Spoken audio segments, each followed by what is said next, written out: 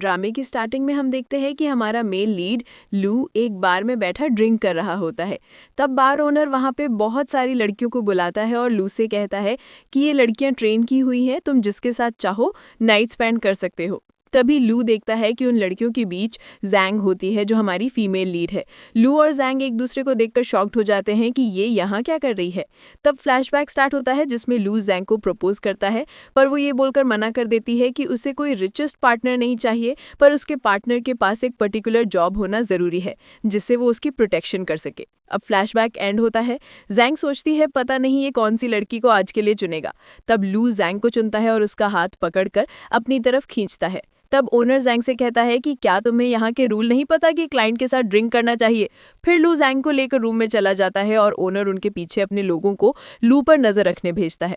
इधर रूम में जैंग लू की शर्ट के बटन खोलने लगती है तो लू से रोककर पूछता है, तुम ये सब क्या कर रही हो और यहाँ तक कैसे पहुंची। जैंग बोलती है, ये मेरा काम है और मुझे सर्वाइव करने के लिए ये सब करना पड़ेगा। तभी लू को शक होता है कि कोई उन्हें देख रहा है, इसलिए वो जैंग को हक कर लेता है और उसे चुप रहने को बोलता है और उसके करीब जाने की एक्टिंग करता है। फिर लू जैंग से कहता है, ये जगह तुम्हारे लिए नहीं है, मेरे साथ वापस चलो। इतने में उसे बाहर आवाज़ें सुनाई देने लगती है तो लू से रुकने को बोलते बाहर जाता है और बार के लोगों से फाइट करने लगता है।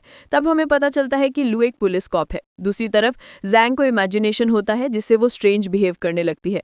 तभी वहाँ एक लड़की उसे देखने आती है तो जैंग उसे मार देती है और बाहर निकल आती है जहाँ फाइटिंग हो रही होती है। तब एक आदमी लू को मारने के लिए शूट करता है, पर जैंग उसके सामने आकर उसे प्रोटेक्ट करती है जिससे गोली जैंग को लग जाती है। ये देखकर लू बहुत डर जाता है और एम्बुलेंस बुलाने को कहता है। फिर जैंग उसे बोलती है, अब कोई फायदा नहीं है क्योंकि मेरे मरने का टाइम हो गया है, अब मुझे इस नर्क जैसी जिंदगी से छुटकारा मिल जाएगा। फिर वो लू से पूछती है, क्या तुम पुलिस वाले बन गए हो। लू बताता है कि हाँ, अब मैं एक पुलिस हूँ और तुम्हें यहाँ से ले जाऊंगा। पर तब तक जैंग की डेथ हो जाती है जिससे लू बहुत रोने लगता है। इसके बाद हम देखते हैं कि जैंग के साथ टाइम ट्रैवल होता है जिससे वो 3 साल पीछे पहुंच जाती है और सोचने लगती है ये सब क्या हो रहा है।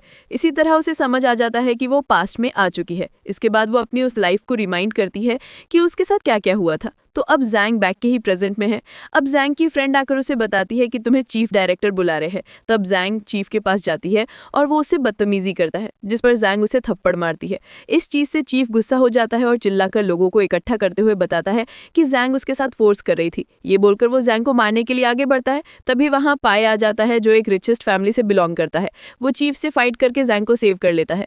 उसे वहां देखकर जैंग फ्लैशबैक याद करती है जिसमें हमें दिखाया जाता है कि जब जैंग पहले यही सिचुएशन में थी और पाई के पास हेल्प के लिए गई थी तो उसने जैंग की इंसल्ट की थी और उसे सजा भी दी थी। अब फ्लैशबैक एंड होता है।